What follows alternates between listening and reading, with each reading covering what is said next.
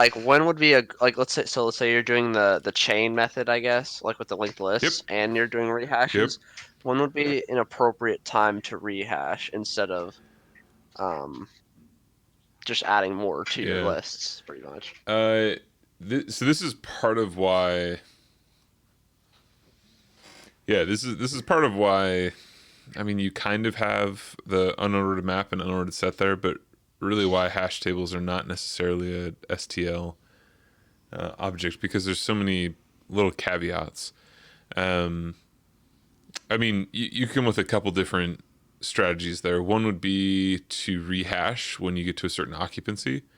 So you just count the number of elements that you've added to your list and you know the size of your space. But you're right that once we introduce chaining, that gets a little complicated because, you know, in theory, we could have, 100 elements in our, million element uh, array, but then all of them are in the same hash key. And so therefore, there's all one big linked list. Um, it's entirely up to your application, right? Like that's essentially the answer.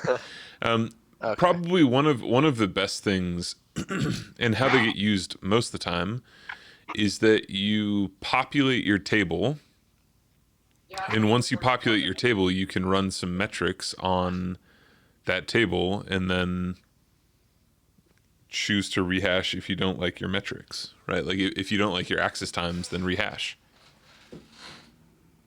Oh, okay, that makes sense. Or if we make it even a little more more advanced, we could put in counters for the number of links that you have to go down every time you do an access, and if that number of hops is greater than some metric, same thing, then rehash. Um, but the thing that's a little complicated is that rehashing is,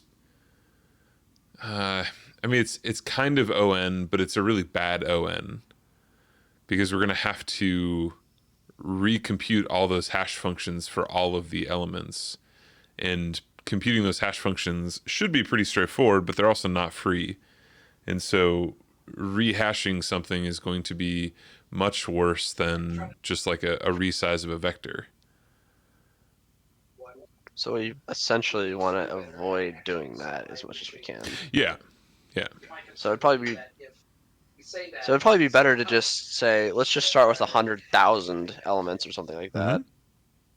Because um, I was reading this like article or something about hash tables, and they're saying like um, let's see. So it says a myth is that hash tables use too much memory, but in actuality, it's just a bunch of empty pointers. And is that really that big of a difference when you're working with like really large Yeah, classes? that's true. I mean, that is a good distinction. Yeah. Right, because the idea, and this is the same idea when we're talking about, well, what's the efficiency of a linked list? Same thing, right? The memory overhead of a linked list is relative to the size of the data you're holding. And so if you're just holding like a byte, then yeah, you're wasting a lot of space holding pointers. But if you're holding, a couple megabytes worth of data inside of a object, then certainly your linked list is pretty efficient from the standpoint of memory. So yeah, same thing with your hash table. If your hash table is made up entirely of pointers to objects that are unallocated and they are just null pointers until you assign them, yeah, certainly, right? That's going to be something that you can get away with. But the same thing is true if you think about a, think about a even a sorry, my mind's blanking for some reason. Even if you think about like a vector, and your vector is just made up of pointers, and you are just comparing some key value, going through that vector of pointers is also not that computationally expensive. Right. It gets Right. computationally expensive if you have to like load the whole object every time you do the access. Well, also the thing about vectors is that you don't have null pointers in there really. You Well, can if you I guess want. if you remove like just decreases the index, you could, but I feel like generally you won't have as many. Yeah, you're right. You're right. The idea is that your vector is space efficient, right? It's holding just the amount of data that it needs. And yeah, introducing the idea of pointers into the hash calculation complicates things because what are we storing?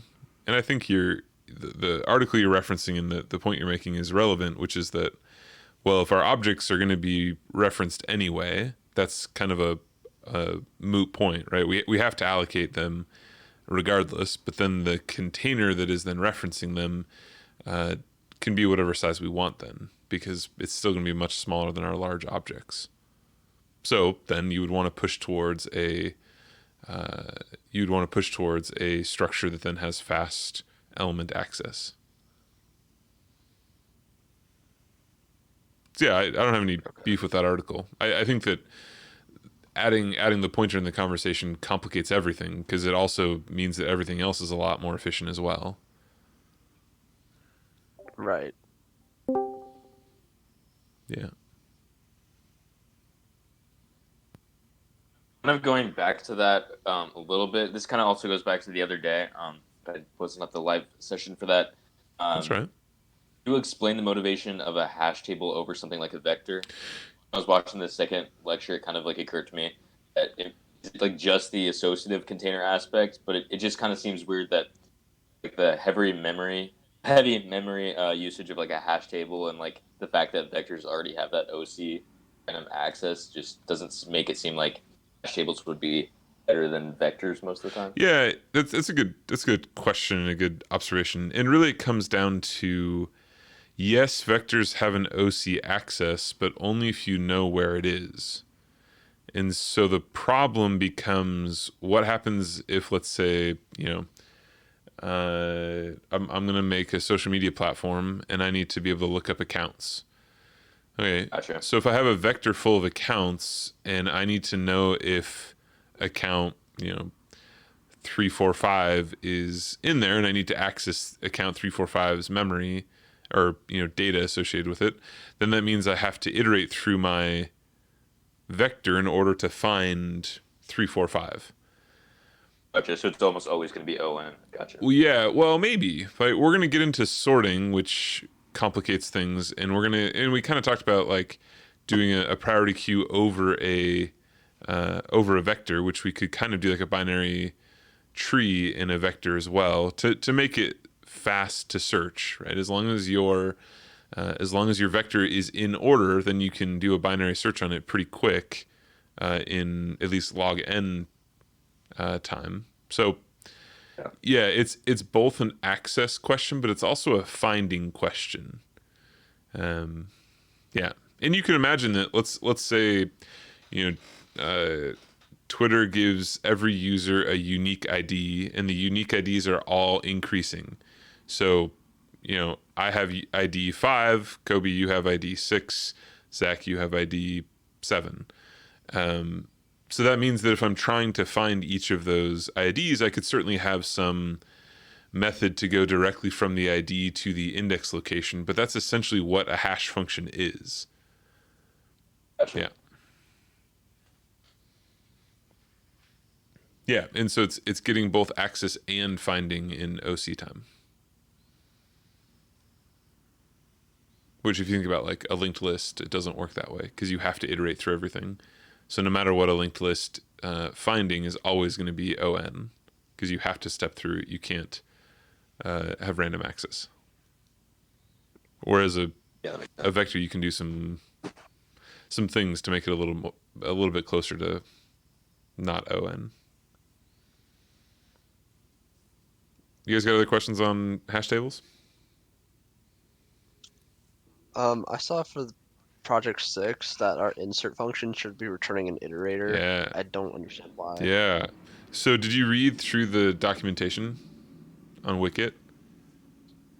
You can say no. Uh, I just well, I was just going off of the slides. I haven't even looked at it on cool. Yeah. Wiki Let yet. me pull up the specification because that'll help with my explanation. Basically, the reason you have an iterator, and an iterator is a weird structure to use for this, but it turns out to make sense as soon as you think a little bit about it. Um, hold on, no, not lectures, projects. I can't talk and click at the same time. There we go. So the reason we want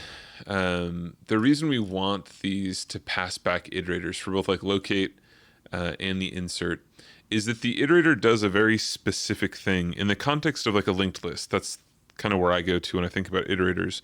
They do this thing that's nice, which is that they allow us to step through the list in a way that preserves the boundary between inside the structure and outside the structure, right? We talked about that in terms of you don't want to just give node pointers to the user because then the user could potentially mess up your linked list. So instead, we're going to have this idea of an iterator, which will allow us to still access the data, but in a wrapper such that we aren't going to mess up everything. Now, one of the other things an iterator will do is it will allow you to dereference itself to get to the data inside of whatever it's pointing to.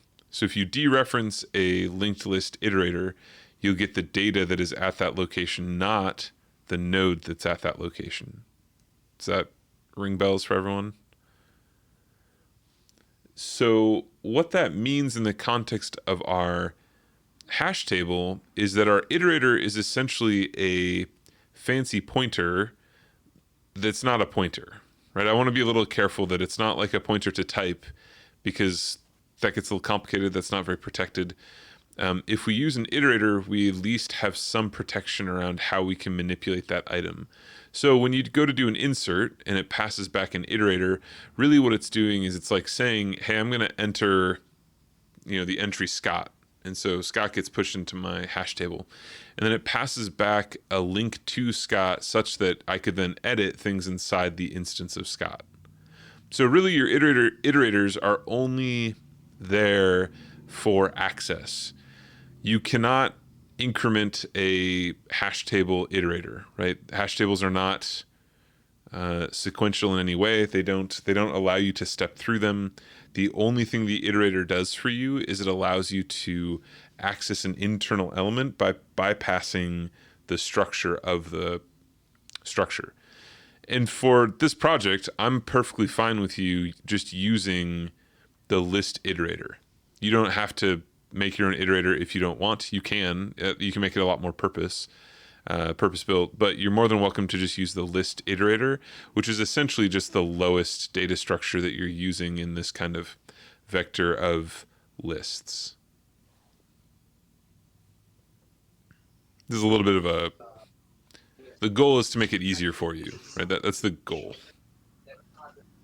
Right. So I understand why we want to use them, so it's just to dereference data and access it in a controlled way. Yep. But I still don't see why inserting something needs to return an iterator to you, unless you want to immediately do something to that data that you inserted after. Yeah, most of the time in actually using your hash table, you probably wouldn't return back anything in your iterator. You would just call insert by itself. But if you even look at things like the assignment operator, the STL for assignment operators still return back the type that you are assigning. And it's a little weird. It gets into this thing where technically you can have like x equals y equals z. And what that'll do is it'll take the value of z and assign it to y, and then take the value of y and assign it to x. And so really what this allows us to do is it allows us to kind of get a direct pointer to what we just inserted. Now, functionally why? I don't really know. I probably wouldn't use it that way. I would probably insert something, and then if I wanted to manipulate it in some way, I would use the locate to then pull back that iterator. Right. Yeah, so your intuition isn't wrong. It is kind of a weird way to do it. Why did we put it there? Yeah, I was thinking like bool would be more appropriate. Yeah. If you're inserting a lot of elements like after another, it could be useful, right? Because then you could reset that iterator. Reset to what though? Reset it to where like Scott was, and then you can increment it by one instead of finding that iterator again. Well, yeah, but remember that in a hash table, your iterators you shouldn't be manipulating. Like the Iterator's only on the list though, not the hash Correct. table. So if you jump around to different lists in that hash table, then it'll be impossible to figure out where you started. it's gonna get messy. You'll try to decrement into nothing pretty much. And or you could increment and then change something that then you couldn't find via the insert or locate. right? Because that doesn't actually map to the right hash. It's a little weird. Don't think too much about the iterator. Really, all it is, if it would help your mental image of what's happening, you could change all of these you could change all of these iterators to just be like type references. It's just weird to do type references. That's just, yeah, that just is a little bit weird. The iterator is a little bit more protection. But you are correct. It is a little non-normative and it is a little weird. Yeah. You kind of have to do something, and so this is a compromise there.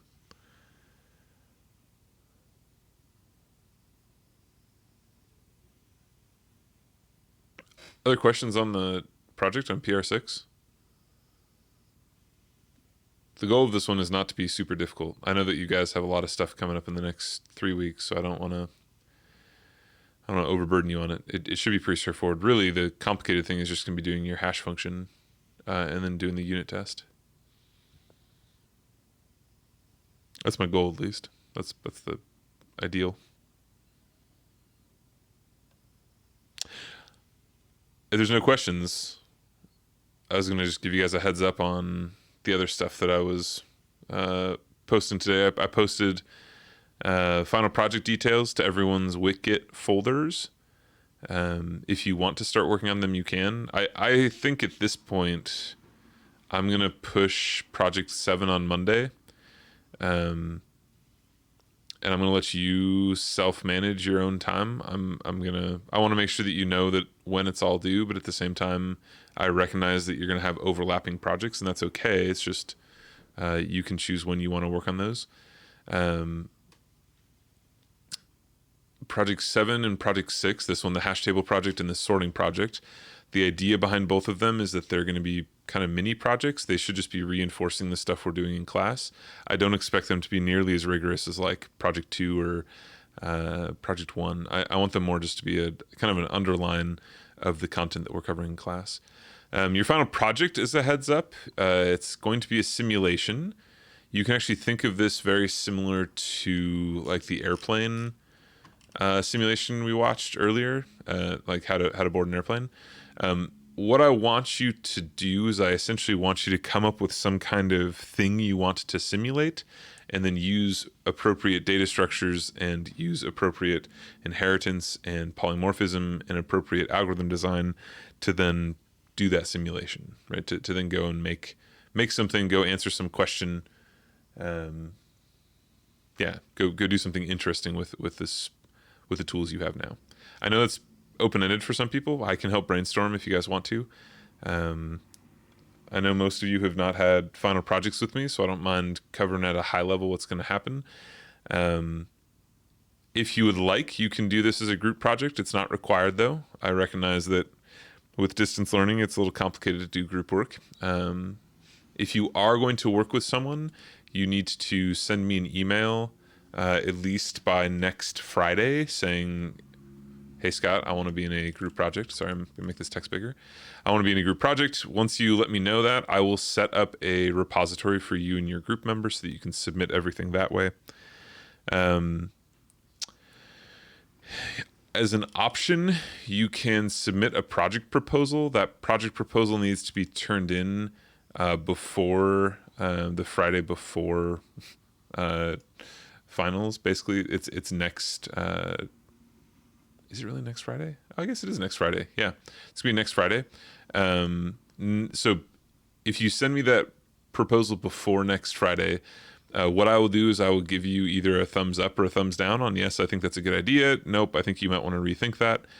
If it's going to be too complicated, I will tell you that. If it's beyond the scope of what I'm expecting, if it's going to be not complicated enough, I will tell you that and give you some ideas of how to either develop it or shift directions. Those are not required. Those are entirely for your benefit. I just don't want to have to email you afterwards and be like, hey, this isn't nearly as rigorous as I needed. That's an uncomfortable conversation.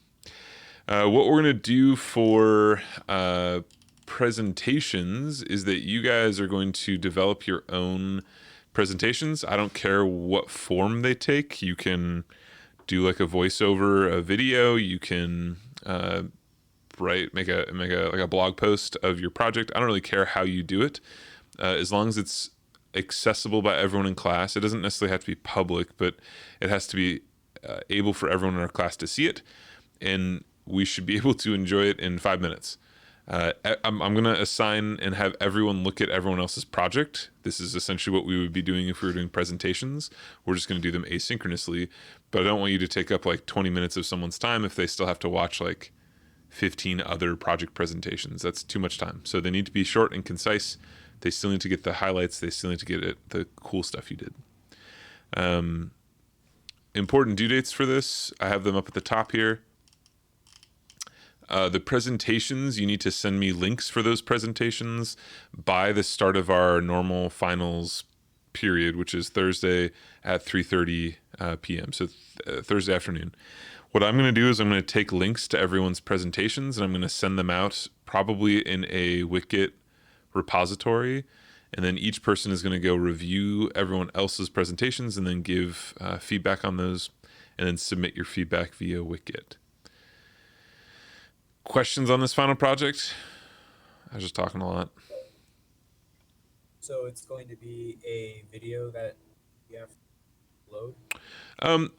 It doesn't have to be a video. If you don't want to make a video, that's fine. It just has to be something, right? I put an example like a podcast. If you want to just make an audio recording of yourself talking through the stuff that you found out, that's what I want. And one thing I want to be a little careful of is that for your presentation, what I care about is like what you found out, the conclusions you made. So think back to that airplane boarding simulation. The cool thing, I just realized I'm not sharing my screen. Man, sorry guys. I've been talking as if I've been sharing my screen the whole time and I wasn't. Sorry,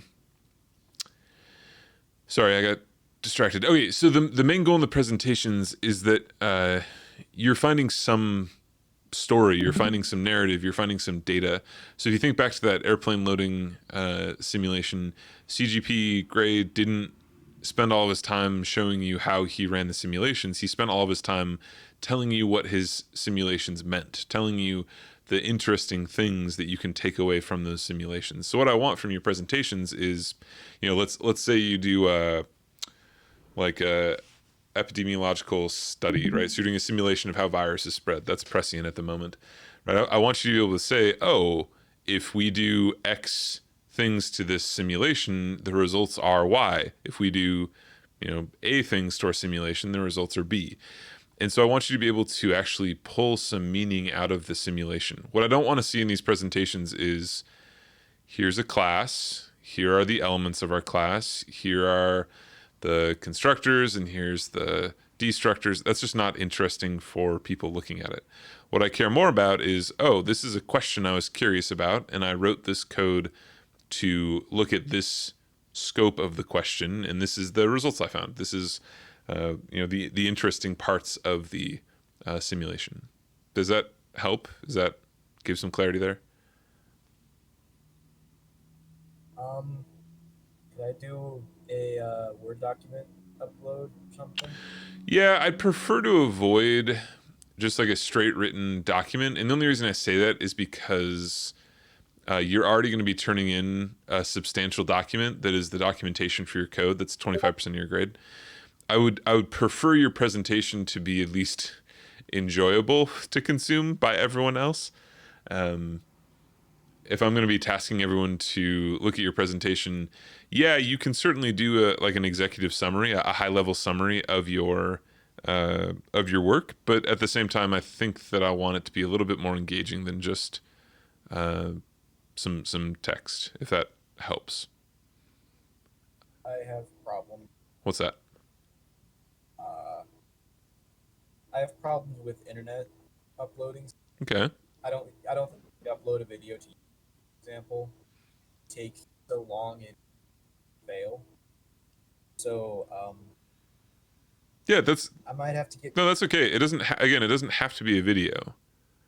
I'm leaving this up to you to interpret what I mean by a presentation. It can be lots of things. It does not have to be a video. It does not have to be internet intensive. And I can help you offline come up with some ideas.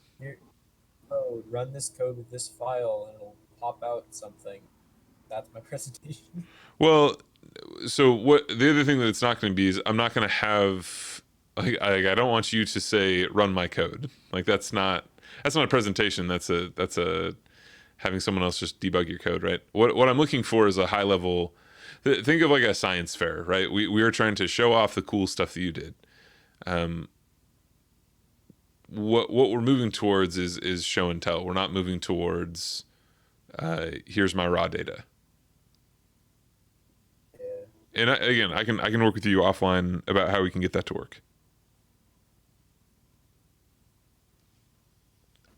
Could we make a additional piece of code that would run a specific simulation, like,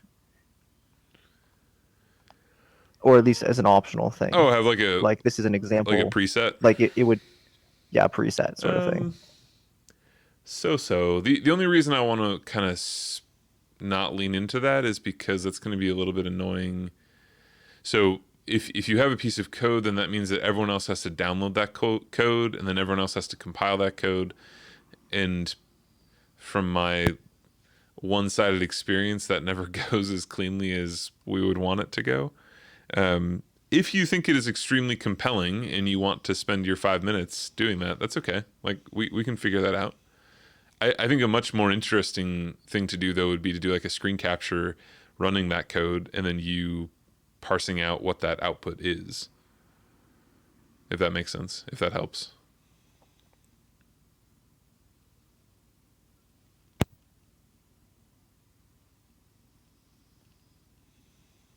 Other questions on Final Project? Other questions on anything else moving forward?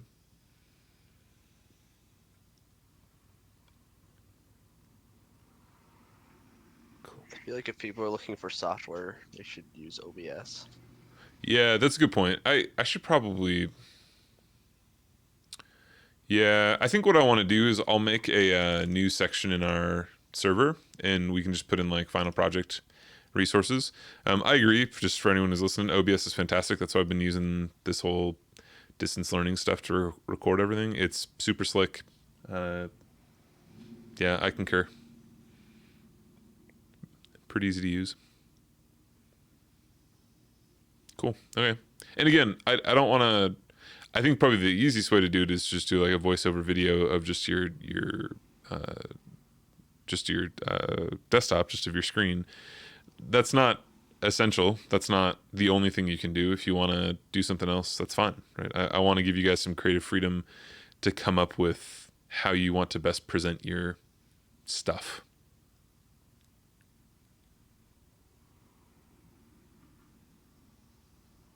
Other questions on Final Project?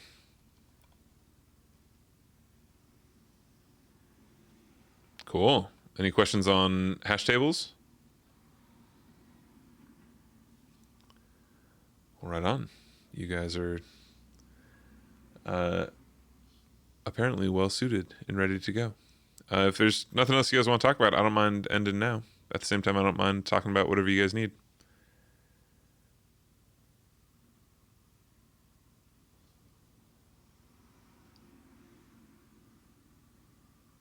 Thank you. Yeah, for sure.